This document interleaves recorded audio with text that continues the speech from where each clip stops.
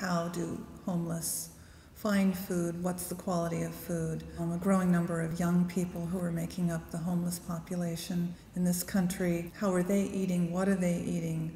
They're often, interestingly, marginalized because they're sort of eating what they've been advertised to eat or what their peer pressure or peer group says they should be eating. As Alejandro pointed out, a lot of our food industry is focused on money and not the health of people. So I think elders and children, people who are living at the margin of mainstream, are often most affected by our health, our food choices. And so going into care facilities, seeing the food that's there, or hospitals, getting that kind of recognition that food is medicine.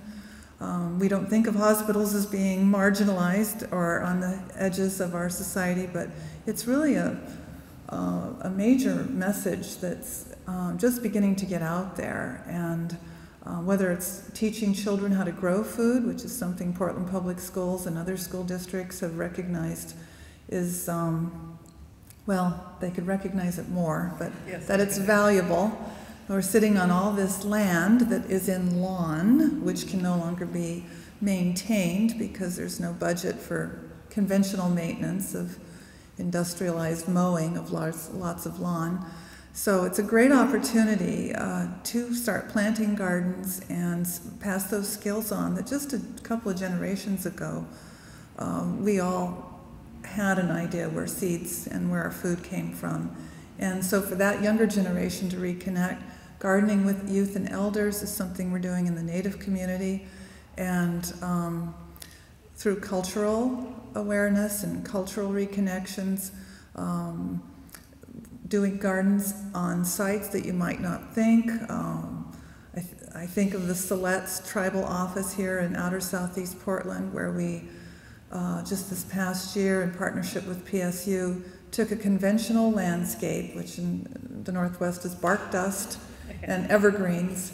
They were all non-native, and the Confederated Tribes of Siletz said, yeah, we're looking at doing something different here, and how can we use this space to educate some of our children who will never get out to the reservation to see what salmonberry and thimbleberry and huckleberries look like, perhaps.